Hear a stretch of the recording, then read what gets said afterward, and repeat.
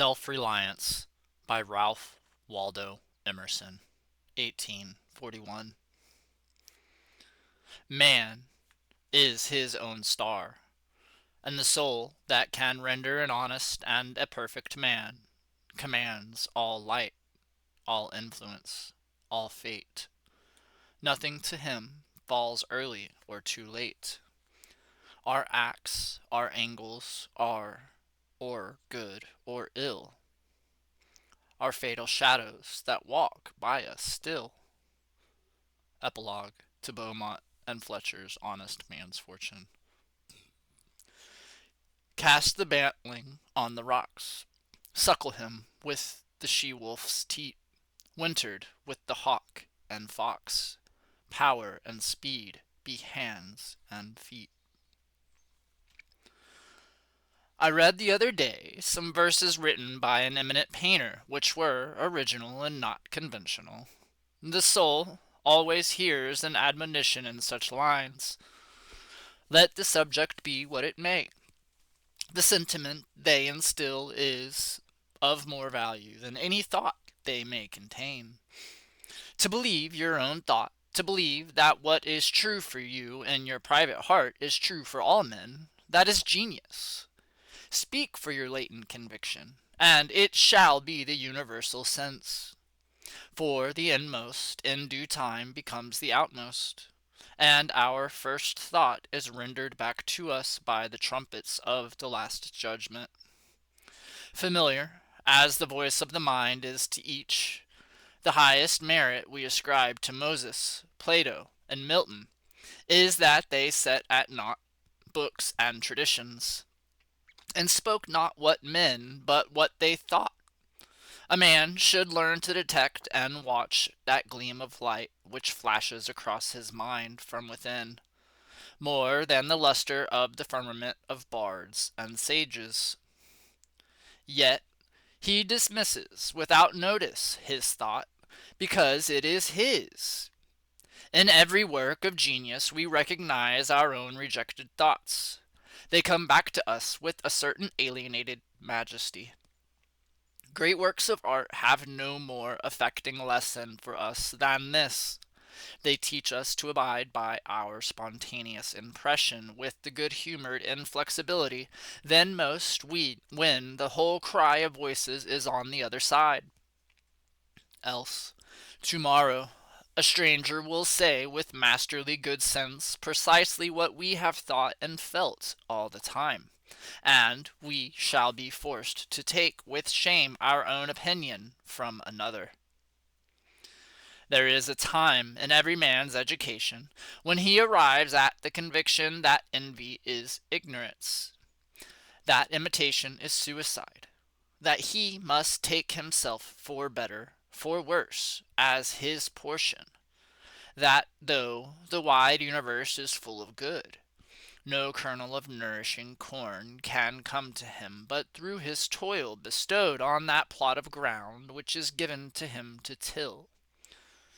The power which resides in him is new in nature, and none but he knows what that is which he can do, nor does he know until he has tried.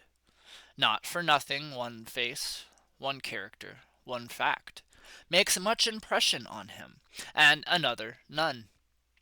This sculpture, in the memory, is not without pre-established harmony. The eye was placed where one ray should fall, that it might testify of that particular ray. We but half express ourselves, and are ashamed of that divine idea which each of us represents. It may be safely trusted as proportionate and of good issues, so it be faithfully imparted. But God will not have his work made manifest by cowards. A man is relieved and gay when he has put his heart into his work and done his best. But what he has said or done otherwise shall give him no peace. It is a deliverance which does not deliver. In the attempt his genius deserts him. No muse befriends, no invention, no hope. Trust thyself. Every heart vibrates to that iron string. Accept the place the divine providence has found for you, the society of your contemporaries, the connection of events. Great men have always done so, and confided themselves childlike to the genius of their age, betraying their perception that the absolutely trustworthy was seated at their heart, working through their hands, predominating in all their being. And we are now men, and must accept in the highest mind the same transcendent destiny, and not minors and invalids in a protected corner, not cowards fleeing before a revolution, but guides, redeemers, and benefactors, obeying the almighty effort, and advancing on chaos and the dark. What pretty oracles nature yields us on this text, in the face and behavior of children, babes, and even brutes, that divided and rebel mind, that distrust of a sentiment because our arithmetic has computed the strength and means opposed to our purpose. These have not. Their mind being whole, their eye is as yet unconquered, and when we look in their faces we are disconcerted. Infancy conforms to nobody, all conform to it, so that one babe commonly makes 4 or 5 out of the adults who prattle and play to it. So God has armed youth and puberty, and manhood no less, with its own piquancy and charm, and made it inviolable and gracious, and its claims not to be put by, if it will stand by itself. Do not think the youth has no force, because he cannot speak to you and me. Hark, in the next room, his voice is sufficiently clear and emphatic. It seems he knows how to speak to his contemporaries. Bashful or bold, then he will know how to make us seniors very unnecessary.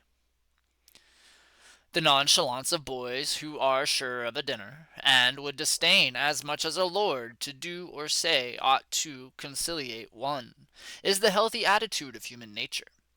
A boy is in the parlor what the pit is in the playhouse, independent, irresponsible, looking out from his corner on such people and facts as pass by. He tries and sentences them on their merits, in the swift, summary way of boys, as good, bad, interesting, silly, eloquent, troublesome. He cumbers himself, never about consequences, about interests. He gives an independent, genuine verdict. You must court him. He does not court you. But the man is, as it were, clapped into jail by his consciousness. As soon as he has once acted or spoken with a clot, he is a committed person, watched by the sympathy or the hatred of hundreds, whose affections must now enter into his account. There is no leath for this. Ah, that he could pass again into his neutrality, who can thus avoid all pledges, and having observe again from the same unaffected, unbiased, unbridable, unaffrighted innocence, must always be formidable. He would utter opinions on all passing affairs, which, being seen to be not private, but necessary, would sink like darts into the ear of men, and put them in fear. These are the voices which we hear in solitude, but they grow faint and inaudible as we enter into the world. Society everywhere is in conspiracy against the manhood of every one of its members. Society is a joint stock company, in which the members agree for the better securing of his bread to each shareholder to surrender the liberty and culture of the eater. The virtue in most request is conformity. Self-reliance is its aversion. It loves not realities and creators, but names and customs. Whoso would be a man must be a nonconformist. He who would gather immortal palms must not be hindered by the name of goodness, but must explore if it be goodness. Nothing is at last sacred but the integrity of your own mind. Absolve you to yourself, and you shall have the suffrage of the world. I remember an answer which when quite young I was prompted to make to a valued adviser, who was wont to importune me with the dear old doctrines of the church. On my saying, what have I to do with the sacredness of traditions, if I live wholly from within? My friend suggested, but these impulses may be from below, not above. And I replied, they do not seem to me to be such. But if I am the devil's child, I will live then from the devil. No law can be sacred to me but that of my nature. Good and bad are but names very readily transferable to that or this. The only right is what is after my constitution. The only wrong what is against it. A man is to carry himself in the presence of all opposition, as if everything were titular and ephemeral. But I am ashamed to think how easily we capitulate to badges and names, to large societies and dead institutions. Every decent and well-spoken individual affects and sways me more than is right. I ought to go upright and vital, and speak the rude truth in all ways. If malice and vanity wear the coat of philanthropy, shall that pass? If an angry bigot assumes this bountiful cause of abolition, and comes to me with his last news from Barbados, why should I not say to him, go, love thy infant, love thy woodchopper, be good-natured and modest, have that grace, and never varnish your hard, uncharitable ambition with this incredible tenderness for black folk 1,000 miles off. They, thy love afar is spite at home. Rough and graceless would be such greeting, but the truth is handsomer than the affectionate affection of love. Your goodness must have some edge to it, else it is none. The doctrine of hatred must be preached as the counteraction of the doctrine of love, when that pools and winds. I shun father and mother and wife and brother, when my genius calls me. I would write on the lintels of the doorpost, whim. I hope it is somewhat better than whim at last, but we cannot spend the day in explanation. Expect me not to show cause why I seek or why I exclude company. Then, again, do not tell me, as a good man did today, of my obligation to put all poor men in good situations. Are they my poor? I tell thee, thou foolish philanthropist, that I grudge the dollar, the dime, the cent. I give to such men as do not belong to me, and to whom I do not belong. There is a class of persons to whom, by all spiritual affinity, I am bought and sold. For them I will go to prison, if need be. But your miscellaneous popular charities, the education at college of fools, the building of meeting houses to the vain end to which many now stand, alms to sots, and the thousandfold relief societies. Though I confess with shame I sometimes succumb and give the dollar, it is a wicked dollar, which by and by I shall have the manhood to withhold.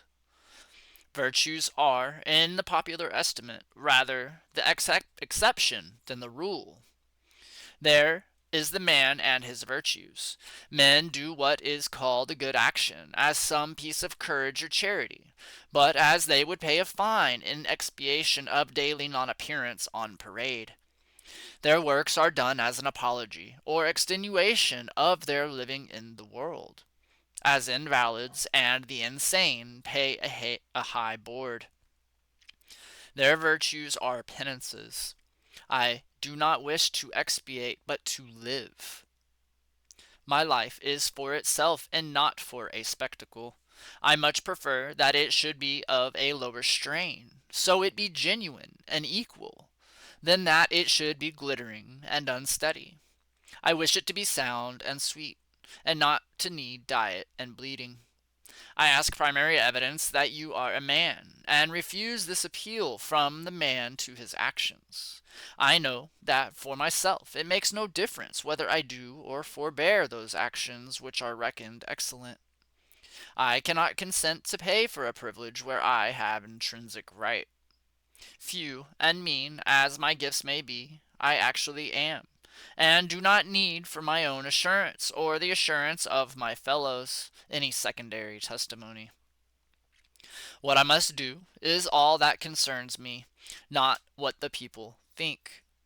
This rule, equally arduous in actual and in intellectual life, may serve for the whole distinction between greatness and meanness. It is the harder, because you will always find those who think they know what is your duty better than you know it. It is easy in the world to live after the world's opinion. It is easy in solitude to live after our own. But the great man is he who in the midst of the crowd keeps with perfect sweetness the independence of solitude. The objection to conforming to usages that have become dead to you is that it scatters your force. It loses your time and blurs the impression of your character.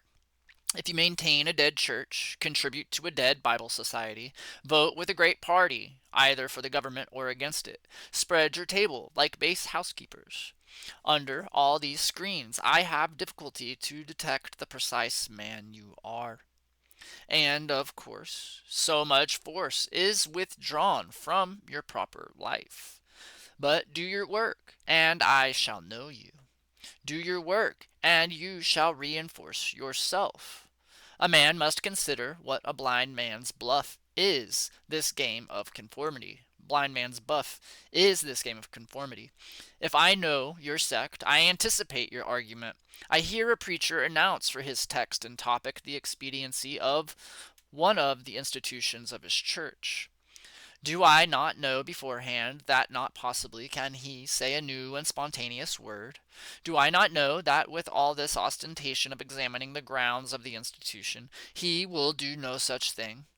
Do I not know that he is pledged to himself not to look but at one side, the permitted side, not as a man, but as a parish minister? He is a retained attorney, and these airs of the bench are the emptiest affectation. Well, most men have bound their eyes with one of another handkerchief, and attached themselves to some one of these communities of opinion. This conformity makes them not false in a few particulars, authors of a few lies, but false in all particulars. Their every truth is not quite true. Their two is not the real two. Their four not the real four. So that every word they say chargens us, and we know not where to begin to set them right. Meantime, nature is not slow to equip us in the prison uniform of the party to which we adhere. We come to wear one cut of face and figure, and acquire by degrees the gentlest asinine expression. There is a mortifying experience in particular, which does not fail to wreak itself also in the general history. I mean the foolish face of praise, the forced smile which we put on in company where we do not feel at ease in answer to conversation which does not interest us. The muscles not spontaneously moved, but moved by a low usurping wilfulness, grow tight about the outline of the face with the most disagreeable sensation. For nonconformity, the world whips you with its displeasure, and therefore a man must know how to estimate a sour face. The bystanders look askance on him in the public street or in the friend's parlor. If this aversation had its origin in contempt and resistance like his own, he might well go home with a sad countenance. But the sour faces of the multitude, like their sweet faces, have no deep cause, but are put on and off as the wind blows and a newspaper directs. Yet is the discontent of the multitude more formidable than that of the Senate and the college. It is easy enough for a firm man who knows the world to brook the rage of the cultivated classes. Their rage is decorous and prudent, for they are timid, as being very vulnerable themselves. But when, to their feminine rage, the indignation of the people is added, when the ignorant and the poor are aroused, when the unintelligent brute force that lies at the bottom of society is made to growl and mow, it needs the habit of magnanimity and religion to treat it godlike as a trifle of no concernment. The other terror that scares us from self-trust is our consistency, a reverence for our past act or word, because the eyes of others have no other data for computing our orbit than our past acts, and we are loath to disappoint them. But why should you keep your head over your shoulder? Why drag about this corpse of your memory, lest you contradict somewhat you have stated, in this or that public place? Suppose you should contradict yourself. What then? It seems to be a rule of wisdom never to rely on your memory alone, scarcely even in acts of pure memory, but to bring the past for judgment into the thousand-eyed present, and live ever in a new day. In your metaphysics, you have denied personality to the deity. Yet, when the devout motions of the soul come, yield to them heart and life, though they should clothe God with shape and color. Leave your theory, as Joseph his coat in the hand of the harlot, and flee. A foolish consistency is the hobgoblin of little minds, adored by little statesmen and philosophers and divines. With consistency, a great soul has simply nothing to do. He may as well concern himself with his shadow on the wall. Speak what you think now in hard words, and tomorrow speak what tomorrow thinks in hard words again, though it contradict everything you said today. Ah, so you shall be sure to be misunderstood. Is it so bad, then, to be misunderstood?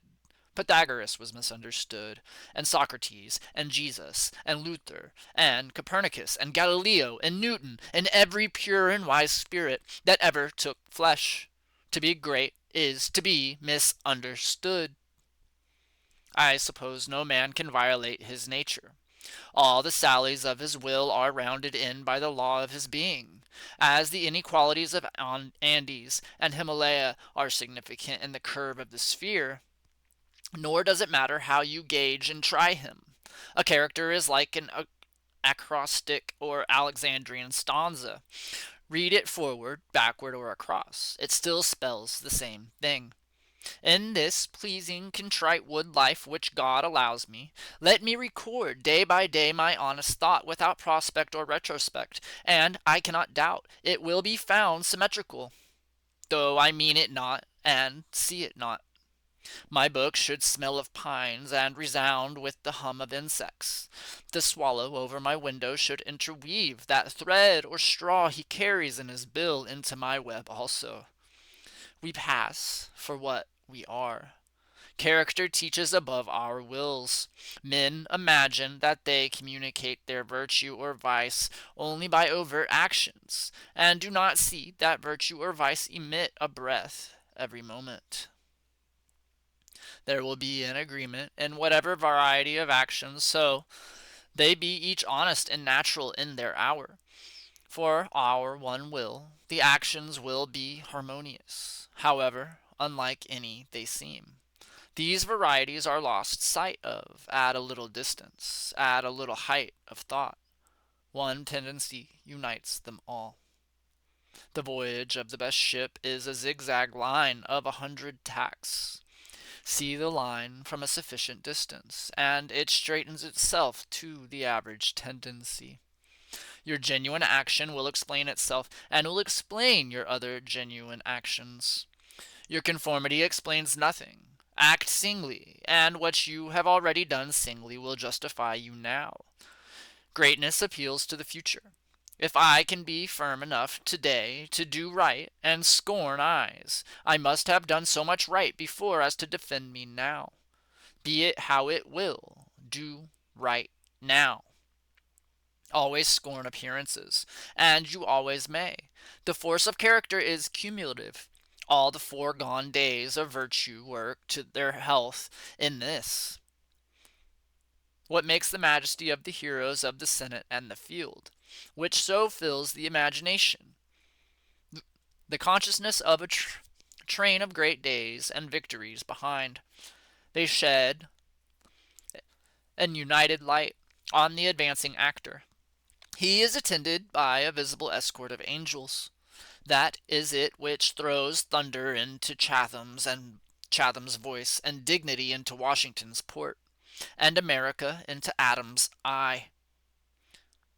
Honor is venerable to us because it is no ephemeris. It is always ancient virtue. We worship it today because it is not of today. We love it and pay it homage, because it is not a trap for our love and homage, but is self-dependent, self-derived, and therefore of an old, immaculate pedigree, even if shown in a young person. I hope in these days we have heard the last of conformity and consistency. Let the words be gazetted and ridiculous henceforward. Instead of the gong for dinner, let us hear a whistle from the Spartan fife. Let us never bow and apologize more. A great man is coming to eat at my house. I do not wish to please him. I wish that he should wish to please me. I will stand here for humanity, and though I would make it kind, I would make it true. Let us affront and reprimand the smooth mediocrity and squalid contentment of the times, and hurl in the face of custom and trade and office the fact which is the upshot of all history, that there is a great responsible thinker and actor working wherever a man works, that a true man belongs to no other time or place, but is the center of things. Where he is, there is nature. He measures you and all men and all events. Ordinarily, everybody in society reminds us of someone else or of some other person. Character, reality, reminds you of nothing else. It takes place of the whole creation. The man must be so much that he must make all circumstances indifferent. Every true man is a cause, a country, and an age, requires infinite spaces and numbers, and time fully to accomplish his design.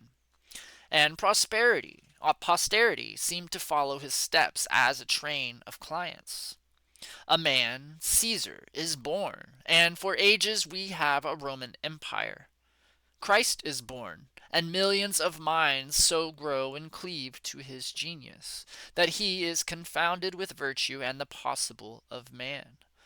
An institution is the lengthened shadow of one man, as monachism of the hermit Antony, the Reformation of Luther, Quakerism of Fox, Methodism of Wesley, abolition of Clarkson, Scipio, Milton called the height of Rome, and all history resolves itself very easily into the biography of a few stout and earnest persons.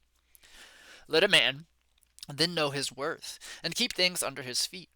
Let him not peep or steal, or skulk up and down with the air of a charity boy, a bastard, or an interloper, in the world which exists for him.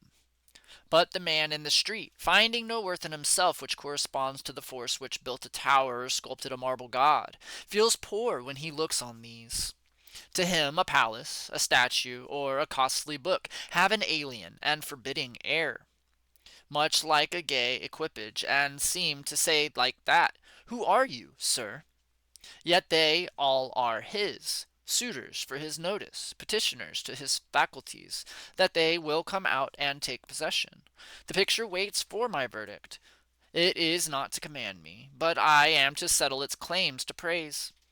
That popular fable of the sot who was picked up dead drunk in the street, carried to the Duke's house, washed and dressed and laid in the Duke's bed, and on his waking treated with all obsequious ceremony, like the Duke, and assured that he had been insane, owes its popularity to the fact that it symbolizes so well the state of man, who is in the world of a sort of sot, but now and then wakes up, exercises his reason, and finds himself a true prince.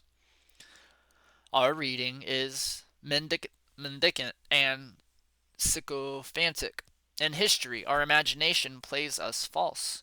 Kingdom and lordship, power and estate, are a gaudier vocabulary than Private John and Edward in a small house and common day's work, but the things of life are the same to both. The sum of total of both is the same. Why all this deference to Alfred and Skanderbeg and Gustavus? Suppose they were virtuous. Did they wear out virtue? As great a stake depends on your private act today, as followed their public and renowned steps. When private men shall act with original views, the lustre will be transferred from the actions of kings to those of gentlemen.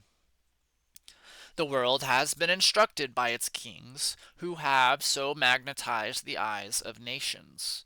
It has been taught by this colossal symbol the mutual reverence that is due from man to man, the joyful loyalty with which men have everywhere suffered the king, the noble, or the great proprietor to walk among them by a law of his own, make his own scale of men and things, and reverse theirs, pay for benefits not with money, but with honor, and represent the law in his person, was the hieroglyphic by which they obscurely signified their consciousness of their own right and comeliness, the right of every man.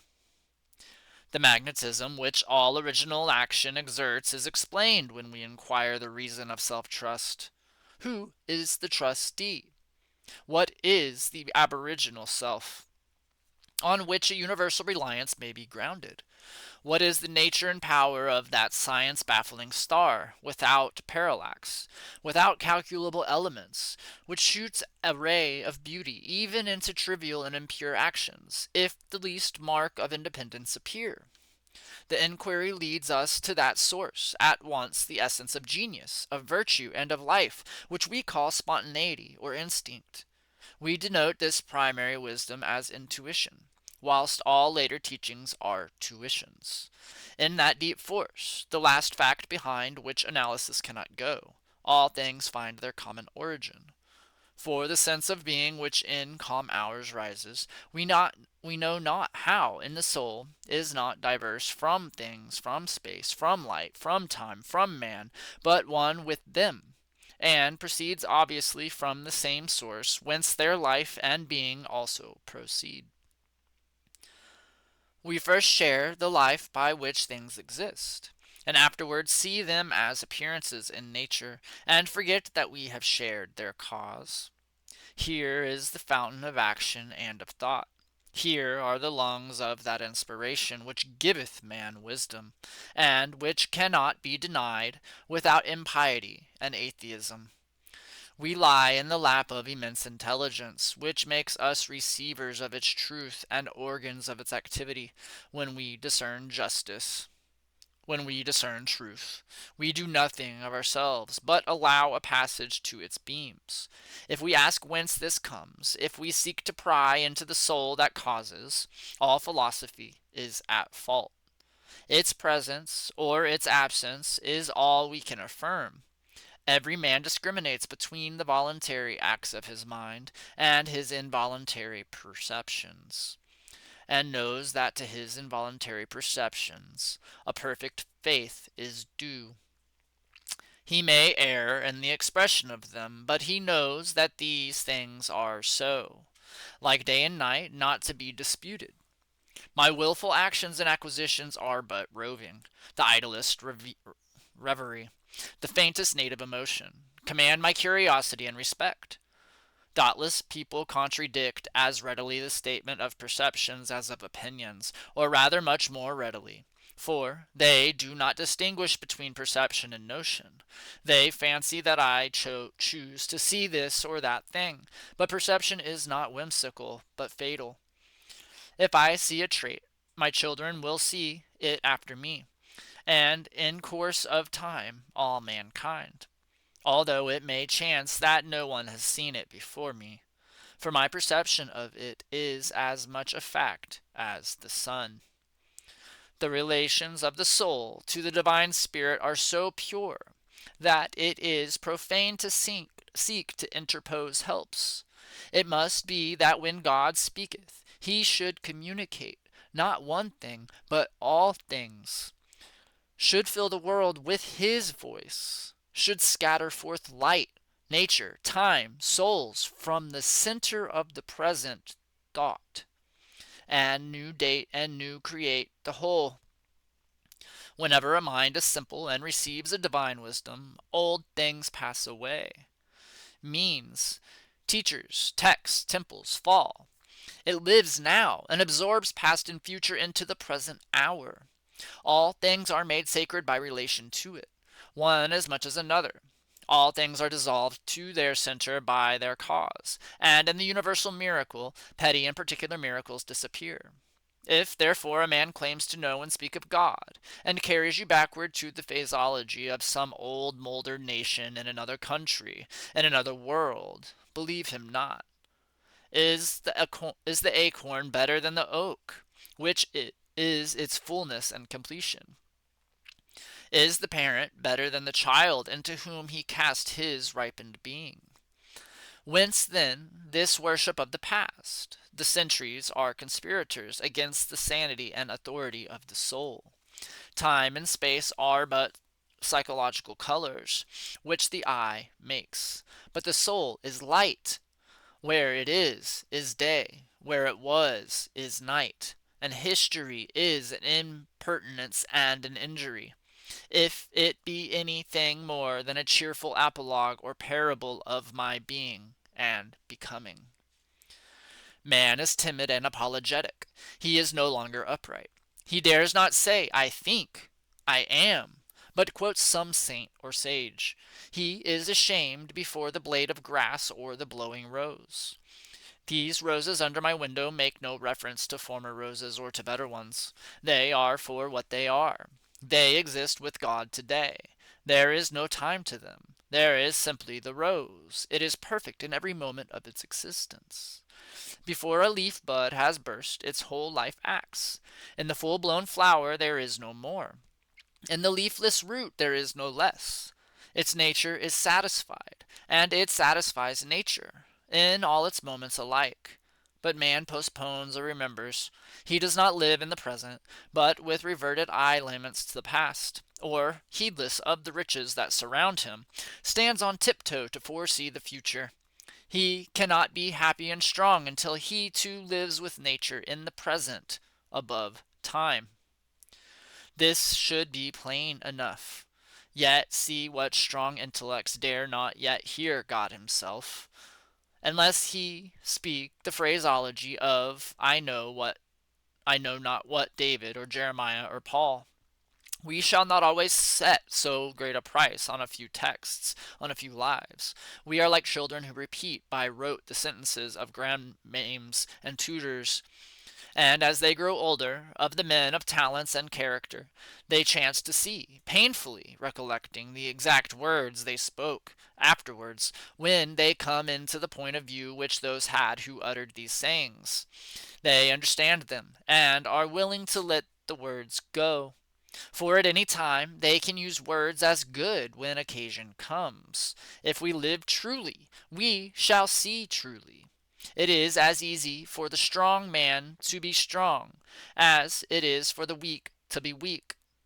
When we have new perception, we shall gladly disburden the memory of its hoarded treasures as old rubbish. When a man lives with God, his voice shall be as sweet as the murmur of the brook, and the rustle of the corn. And now, at last, the highest truth on this subject remains unsaid. Probably cannot be said, for all that we say is the far-off remembering of the intuition that thought by what I can now nearest approach to say it, is this. When good is near you, when you have life in yourself, it is not by any known or accustomed way. You shall not discern the footprints of any other. You shall not see the face of man. You shall not hear any name. The way, the thought, the good, shall be wholly strange and new. It shall exclude example and experience. You take the way from man, not to man. All persons that ever existed are its forgotten ministers. Fear and hope are alike beneath it. There is somewhat low even in hope. In the hour of vision, there is nothing that can be called gratitude, nor properly joy. The soul, raised over the passion, beholds identity and eternal causation, perceives the self-existence of truth and right, and claims itself with knowing that all things go well. Vast spaces of nature, the Atlantic Ocean, the South Sea, long intervals of time, years, centuries, are of no account. This which I think and feel underlay every former state of life and circumstances, as it does underlie my present, and what is called life, and what is called death. Life only avails, not the having lived. Power ceases in the instant of repose. It resides in the moment of transition from a past to a new state, in the shooting of the gulf, in the darting to an aim. This one fact the world hates, that the soul becomes, for that forever degrades the past, turns all riches to poverty, all reputation to a shame, confounds the saint with the rogue, shoves Jesus and Judas equally aside. Why, then, do we prate our self-reliance, of self-reliance? Inasmuch as the soul is present, there will be power, not confident, but agent. To talk of reliance is a poor external way of speaking. Speak rather of that which relies, because it works and is. Who has more obedience than I masters me, though he should not raise his finger? Round him I must revolve by the gravitation of spirits. We fancy it rhetoric when we speak of eminent virtue. We do not yet see that virtue is height, and that a man or a company of men, plastic and permeable to principles, by the law of nature, must overpower and ride all cities, nations, kings, rich men, poets, who are not. This is the ultimate fact which we so quickly reach on this, as on every topic, the resolution of all into the ever-blessed One. Self-existence is the attribute of the Supreme Cause, and it constitutes the measure of good by the degree in which it enters into all lower forms. All things real are so by so much virtue as they contain.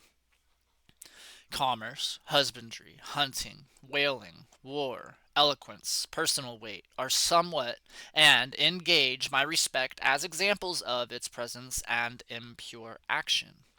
I see the same law working in nature for conservation and growth. Power is in the nature the essential measure of right. Nature suffers nothing to remain in her kingdoms which cannot help itself. The genesis and maturation of a planet, its poise and orbit, the bended tree recovering itself from the strong wind, the vital resources of every animal and vegetable, are demonstrations of the self-sufficing and therefore self-relying soul. Thus all concentrates. Let us not rove. Let us sit at home with the cause. Let us stun and astonish the intruding rabble of men and books and institutions by a simple declaration of the divine fact. Bid the invaders take the shoes from off their feet, for God is here within. Let our simplicity judge them, and our docility to our own law demonstrate the poverty of nature and fortune beside our native riches. But now we are a mob. Man does not stand in awe of man, nor is his genius admonished to stay at home, to put itself in communication with the internal ocean, but it goes abroad to beg a cup of water of the urns of other men. We must go alone. I like the silent church before the service begins, better than any preaching. How far off, how cool, how chaste the persons look, begirt each one with a precinct or sanctuary. So let us always sit. Why should we assume the faults of our friend, or wife, or father, or child, because they sit around our hearth, or are said to have the same blood? All men have my blood, and I have all men's. Not for that I will adopt their petulance or folly, even to the extent of being ashamed of it. But your isolation must not be mechanical, but spiritual. That is, must be elevation. At times the whole world seems to be in conspiracy to importune you with emphatic trifles. Friend, client, child, sickness, fear, want, charity, all knock at once at thy closest door, and say, Come out unto us. But keep thy state. Come not into their confusion. The power men possess to annoy me, I give them by a weak curiosity. No man can come near me but through my act. What we love that we have, but by desire we bereave ourselves of the love. If we cannot at once rise to the sanctities of obedience and faith, let us at least resist our temptations. Let us enter into the state of war and wake Thor and Woden, courage and constancy in our Saxon breasts. This is to be done in our smooth times by speaking the truth. Check this lying hospitality and lying affection. Live no longer to the expectation of these deceived and deceiving people with whom we converse. Say to them, O father, O mother, O wife, O brother, O friend, I have lived with you after appearances hitherto. Henceforward I am the truths. Be it known unto you that henceforward I obey no law less than the eternal law. I will have no covenants, but proximities. I shall endeavor to nourish my parents, to support my family, to be the chaste husband of one wife. But these relations I must fill after a new and unprecedented way. I appeal from your customs. I must be myself. I cannot break myself any longer for you or you. If you can love me for what I am, we shall be the happier. If you cannot, I will still seek to deserve that you should. I will not hide my tastes or aversions. I will so trust that what is deep is holy, that I will do strongly before the sun and moon whatever inly rejoices me, and the heart appoints. If you are noble, I will love you. If you are not, I will not hurt you, and myself by hypocritical attentions. If you are true, but not in the same truth with me, cleave to your companions. I will seek my own. I do this not selfishly, but humbly and truly. It is alike your interest and mine, and all men's, however long we have dwelt in lies, to live in truth. Does this sound harsh today? You will soon love what is dictated by your nature as well as mine, and if we follow the truth, it will bring us out safe at last. But so you may give these friends pain. Yes, but I cannot sell my liberty and my power to save their sensibility. Besides, all persons have their moments of reason, when they look out into the region of absolute truth. Then will they justify me, and do the same thing. The populace think that your rejection of popular standards is a rejection of all standard, and mere antinomianism, and the bold sensualist will use the name of philosophy to gild his crimes. But the law of consciousness abides. There are two confessionals, in one or the other of which we must be shriven. You may fulfill your round of duties by clearing yourself in the direct or in the reflex way. Consider whether you have satisfied your relations to father, mother, cousin, neighbor, town, cat, and dog, whether any of these can upbraid you. But I may also neglect this reflex standard and absolve me to myself. I have my own stern claims and perfect circle. It denies the name of duty to many offices that are called duties. But if I can discharge its debts, it enables me to dispense with the popular code. If any one imagines that this law is lax, let him keep its commandment one day. And truly, it demands something godlike in him who has cast off the common motives of humanity, and has ventured to trust himself for a taskmaster. High be his heart, faithful his will, clear his sight, that he may in good earnest be doctrine, society, law to himself, that a simple purpose may be to him as strong as iron necessity is to others. If any man consider the present aspects of what is called by distinction society, he will see the need of these ethics. The sinew and heart of man seem to be drawn out, and we are become timorous, desponding whimperers. We are afraid of truth, afraid of fortune, afraid of death, and afraid of each other. Our age yields no great and perfect persons. We want men and women who shall renovate life and our social state, but we see that most natures are insolvent, cannot satisfy their own wants, have an ambition out of all proportion to their practical force, and do lean and beg day and night continually. Our housekeeping is mendicant, our arts, our occupations, our marriages, our religions. We have not chosen, but society has chosen for us. We are parlor soldiers. We shun the rugged battle of fate, where strength is born. If our young men miscarry in their first enterprises, they lose all heart.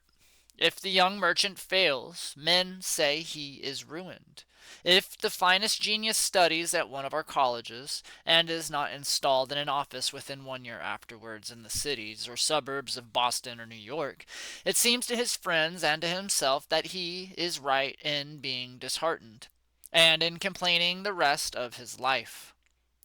A sturdy lad from New Hampshire or Vermont, who in turn tries all the professions, who teams it, farms it, peddles, keeps a school, preaches, edits a newspaper, goes to Congress, buys a township, and so forth, in successive years, and always, like a cat, falls on his feet, is worth 100 of these city dolls. He walks abreast with his days, and feels no shame in not studying a profession, for he does not postpone his life, but lives already. He has not one chance, but 100 chances. Let a Stoic open the resources of man, and tell men they are not leaning willows, but can and must detach themselves, that with the exercise of self-trust new powers shall appear, that a man is the Word made flesh, born to shed healing to the nations, that he should be ashamed of our compassion, and that the moment he acts from himself, tossing the laws, the books, idolatries, and customs out of the window, we pity him no more, but thank and revere him, and that teacher shall restore the life of man to splendor, and make his name dear to all history. It is easy to see that a greater self-reliance must work a revolution in all offices and relations of men, in their religion, in their education, in their pursuits, their modes of living, their association, in their property, in their speculative views. 1. In what prayers do men allow themselves? That which they call a holy office is not so much as brave and manly. Prayer looks abroad and asks for some foreign addition to come through some foreign virtue, and loses itself in endless mazes of natural and supernatural, and meteorial and miraculous. Prayer, that craves a particular commodity, anything less than all good, is vicious. Prayer is the contemplation of the facts of life from the highest point of view. It is the soliloquy of a beholding and jubilant soul. It is the Spirit of God pronouncing his works good. But prayer, as a means to effect a private end, is meanness and theft. It supposes dualism and not unity in nature and consciousness. As soon as the man is at one with God, he will not beg. He will then see prayer in all action. The prayer of the farmer kneeling in his field to weed it, the prayer of the rower kneeling with the stroke of his oar, are true prayers heard throughout nature, though for cheap ends. Carotach and Fletcher's Bondica, when admonished to inquire the mind of the god audate, replies, his hidden meaning lies in our endeavors, Our valors are our best gods. Another sort of false prayers are our regrets. Discontent is the want of self-reliance. It is infirmity of will. Regret calamities, if you can thereby help the sufferer. If not, attend your own work, and already the evil begins to be repaired. Our sympathy is just as base. We come to them who weep foolishly, and sit down and cry for company, instead of imparting to them truth and health in rough electric shocks, putting them once more in communication with their own reason. The secret and fortune is joy in our hands. Welcome evermore to gods and men is the self-helping man. For him all doors are flung wide. Him all tongues greet, all honors crown, all eyes follow with desire. Our love goes out to him and embraces him, because he did not need it. We solicitously and apologetically caress and celebrate him, because he held on his way and scorned our disapprobation. The gods love him because men hated him. To the persevering mortal, said Zoroaster, the blessed immortals are swift. As men's prayers are a disease of the will, so are their creeds a disease of the intellect. They say with those foolish Israelites, let not God speak to us, lest we die. Speak thou, speak any man with us, and we will obey. Everywhere I am hindered of meeting God in my brother, because he has shut his own temple doors, and recites fables merely of his brother's, or his brother's brother's God. Every new mind is a new classification.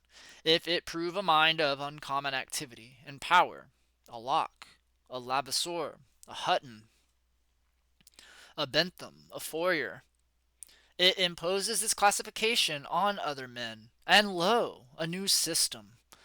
In proportion to the depth of the thought, and so to the number of the objects it touches and brings within reach of the pupil, is his complacency.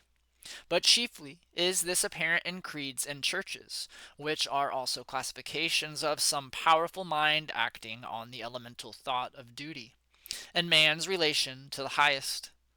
Such is Calvinism, Quakerism, Swedenborgism. The pupil takes the same delight in subordinating everything to the new terminology as a girl who has just learned botany and seeing a new earth and a new season thereby. It will happen for a time that the pupil will find his intellectual power has grown by the study of his master's mind. But in all unbalanced minds, the classification is idolized, passes for the end, and not for a speedily exhaustible means, so that the walls of the system blend their eye in the remote horizon within the walls of the universe. The luminaries of heaven seem to them hung on the ark their master built. They cannot imagine how you aliens have any right to see, how you can see. It must be somehow that you stole the light from us. They do not yet perceive that light, unsystematic, indomitable, will break into any cabin, even into theirs. Let them chirp a while and call it their own, if they are honest and do well. Presently their neat new penfold will be too straight and low, will crack, will lean, will rot and vanish, and the immortal light, all young and joyful, million-orbed, million-colored, will beam over the universe as on the first morning. 2. It is for what want of self-culture that the superstition of traveling, whose idols are Italy, England, Egypt, retains its fascination for all educated Americans. They who made England, Italy, or Greece venerable in the imagination did so by sticking fast where they were, like an axis of the earth. In manly hours we feel that duty is our place. The soul is no traveler. The wise man stays at home, and when his necessities, his duties, on any occasion call him from his house or into foreign lands, he is at home still, and shall make men sensible by the expression of his countenance, that he goes the missionary of wisdom and virtue, and visits cities and men like a sovereign, and not like an interloper or a valet. I have no churlish objection to the circumnavigation of the globe for the purposes of art, of study, and benevolence, so that the man is first domesticated, or does not go abroad with the hope of finding somewhat greater than he knows. He who travels to be amused, or to get somewhat which he does not carry, travels away from himself, and grows old even in youth among old things. In Thebes, in Palmyra, his will and mind have become old and dilapidated as they. He carries ruins to ruins. Traveling is a fool's paradise. Our first journeys discover to us the indifference of places. At home I dream that at Naples, at Rome, I can be intoxicated with beauty and lose my sadness. I pack my trunk, embrace my friends, embark on the sea, and at last wake up in Naples, and there beside me is the stern fact, the sad self, unrelenting, identical, that I fled from. I seek the Vatican and the palaces. I affect to be intoxicated with sights and suggestions, but I am not intoxicated. My giant goes with me wherever I go. 3. But the rage of traveling is a symptom of a deeper unsoundness, affecting the whole intellectual action. The intellect is vagabond, and our system of education fosters restlessness. Our minds travel when our bodies are forced to stay at home. We imitate. And what is imitation but the traveling of the mind? Our houses are built with foreign taste. Our shelves are garnished with foreign ornaments. Our opinions, our tastes, our faculties lean and follow the past and the distant. The soul created the arts wherever they have flourished. It was in his own mind that the artist sought his model. It was an application of his own thought to the thing to be done and the conditions to be observed. And why need we copy the Doric or the Gothic model? Beauty, convenience, grandeur of thought, and quaint expression are as near to us as to any, and if the American artist will study with hope and love the precise thing to be done by him, considering the climate, the soil, the length of the day, the wants of the people, the habit and form of the government, he will create a house in which all these will find themselves fitted, and taste and sentiment will be satisfied also. Insist on yourself. Never imitate. Your own gift you can present every moment with the cumulative force of a whole life's cultivation. But of the adopted talent of another, you have only an extemporaneous half possession. That which each can do best, none but his Maker can teach him. No man yet knows what it is, nor can, till that person has exhibited it. Where is the master who could have taught Shakespeare? Where is the master who could have instructed Franklin, or Washington, or Bacon, or Newton? Every great man is a unique. The Scipianism of Scipio is precisely that part he could not borrow. Shakespeare will never be made by the study of Shakespeare. Do that which is assigned you, and you cannot hope too much or dare too much. There is at this moment for you an utterance brave and grand as that of the colossal chisel of Phidias, or trowel of the Egyptians, or the pen of Moses, or Dante, but different from all these.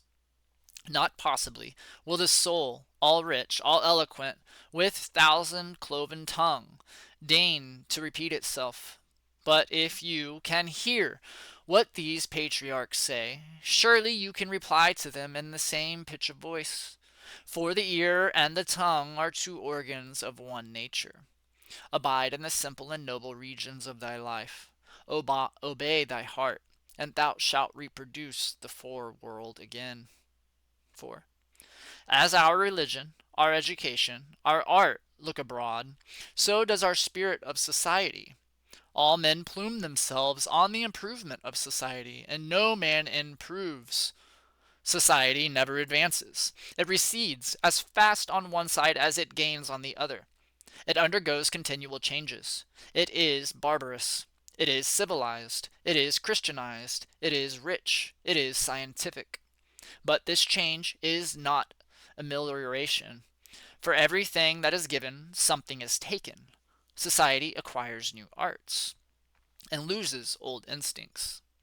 What a contrast between the well-clad reading, writing, thinking American with a watch, a pencil, and a bill of exchange in his pocket, and the naked New Zealander, whose property is a club, a spear, a mat, and an undivided 20th of a shed to sleep under. But compare the health of the two men, and you shall see that the white man has lost his aboriginal strength. If the traveler tell us truly, strike the savage with a broad axe, and in a day or two the flesh shall unite and heal, as if you struck the blow into soft pitch, and the same blow shall send the white to his grave. The civilized man has built a coach, but has lost the use of his feet. He is supported on crutches, but lacks so much support of muscle. He has a fine Geneva watch, but he fails of the skill to tell the hour by the sun. A green, which nautical almanac he has, and so being sure of the information when he wants it, the man in the street does not know a star in the sky. The solstice he does not observe, the equinox he knows as little, and the whole bright calendar of the year is without a dial in his mind. His notebooks impair his memory. His libraries overload his wit. The insurance office increases the number of accidents, and it may be a question whether machinery does not encumber, whether we have not lost by refinement some energy, by Christianity entrenched in establishments and forms, some vigor of wild virtue. For every Stoic was a Stoic. But in Christendom, where is the Christian? There is no more deviation in the moral standard than in the standard of height or bulk. No greater men are now than ever were. A singular equality may be observed between the great men of the first and the last ages, nor can all the science, art, religion, and philosophy of the 19th century avail to educate greater men than Plutarch's heroes 3 or 4 and 20 centuries ago. Not in time is the race progressive. Phocion, Socrates, Anaxagoras, Diogenes are great men, but they leave no class. He who is really of their class will not be called by their name, but will be his own man, and in his turn the founder of a sect.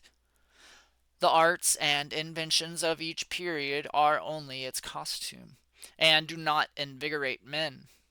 The harm of the improved machinery may compensate its good. Hudson and Behring accomplished so much in their fishing boats as to astonish Perry and Franklin, whose equipment exhausted the resources of science and art. Galileo, with an opera glass, discovered a more splendid series of celestial phenomena than any one since. Columbus found the New World in an undecked boat. It is curious to see the periodical disuse and perishing of means and machinery, which were introduced with loud laudation a few years or centuries before.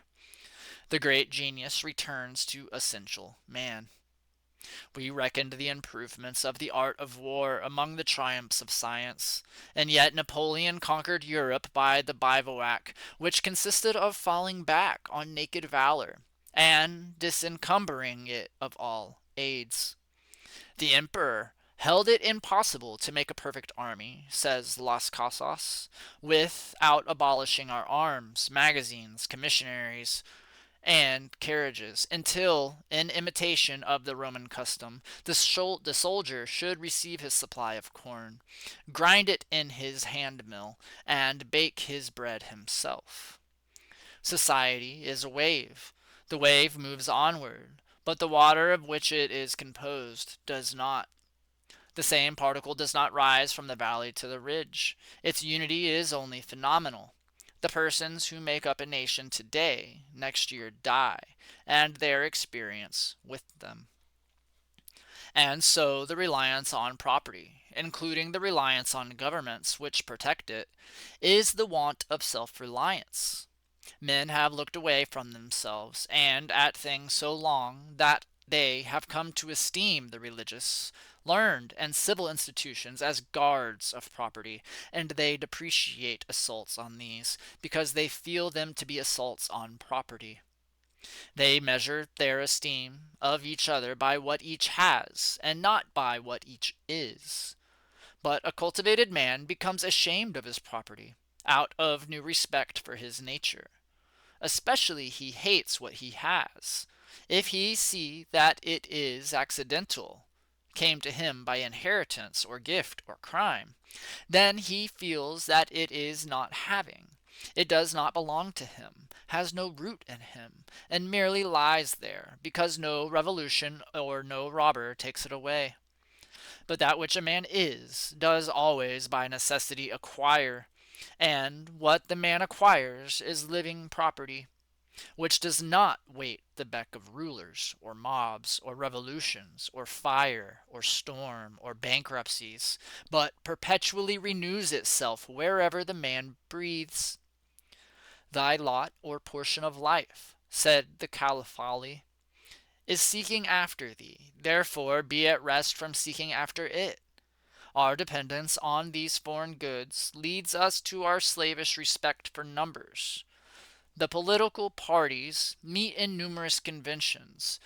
The greater the concourse, and with each new uproar of announcement, the delegation from Essex, the Democrats from New Hampshire, the Whigs of Maine, the young patriot feels himself stronger than before by a new thousand of eyes and arms. In like manner the reformers summon convictions, and vote and resolve in multitude. Not so, O friends. Will the God deign to enter and inhabit you, but by a method precisely the reverse? It is only as a man puts off all foreign support and stands alone that I see him to be strong and to prevail. He is weaker by every recruit to his banner. It is it not a man better than a town? Ask nothing of men, and in the endless mutation, thou only firm column must presently appear the upholder of all that surrounds thee.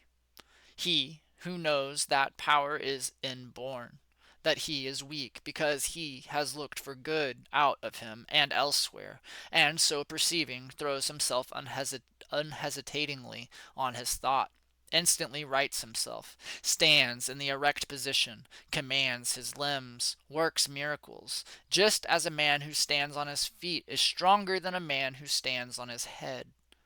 So use all that is called fortune. Most men gamble with her, and gain all, and lose all, as her wheel rolls.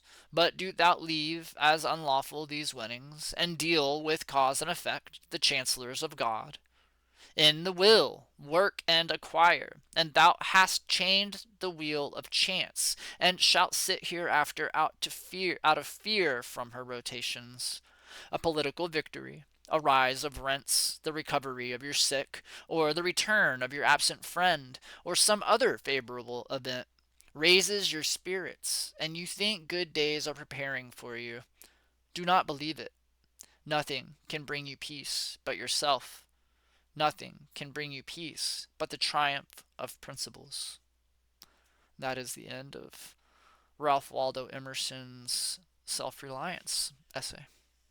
My name is Adam Hull, and thank you for being here and listening and sharing in this space and time with me. God bless.